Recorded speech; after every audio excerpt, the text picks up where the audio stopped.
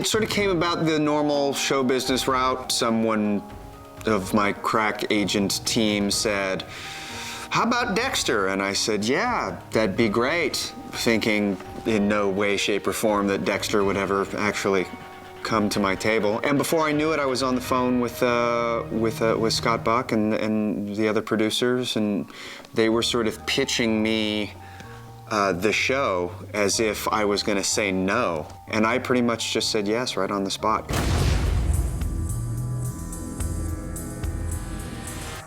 Travis represents a new facet of the quote-unquote bad guy, because I don't necessarily see him as a bad guy. I see him as a very confused man. I see him as someone that is very lost and has a firm belief, actually not just a belief, a faith, in which he believes that he's doing the right thing.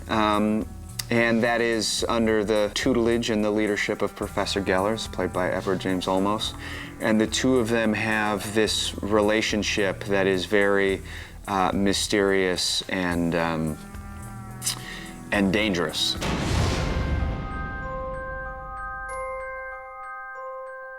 There is obviously a very, very deep connection between Geller and Travis, and we're never really quite sure what it is. He's not a pawn per se, but he has a conflict inside him. I think a lot of in past seasons, the conflict has just been, well, I want to do these things that I'm not allowed to do. And with Travis, it is a conflict of, I want to do these things because they are the right things to do, even though they are totally, completely wrong. He has his own inner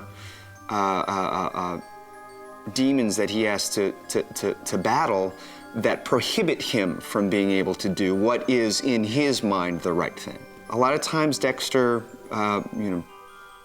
faces pure evil. And Dexter doesn't doubt that a majority of the time. He does his homework. He finds out that they're evil, and he, in his mind, is doing the right thing. There's a similarity in Dexter and Travis in that regard, but I don't think Dexter truly understands just how conflicted Travis is. And in some ways, I think Travis doesn't know it as well.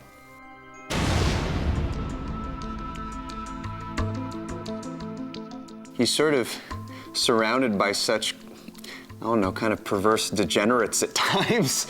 And I don't mean that in too disparaging a way, but the dynamic that Dexter is only presenting one side of himself, and seeing that side interact with everybody is, it's always fun when you know someone's got a secret. You know, Michael is so good at being able to sort of give a look, and it can sometimes be the quickest of glances, but you know, it's daggers every time, and he's just so meticulous in his performance that it really sucks the viewer in.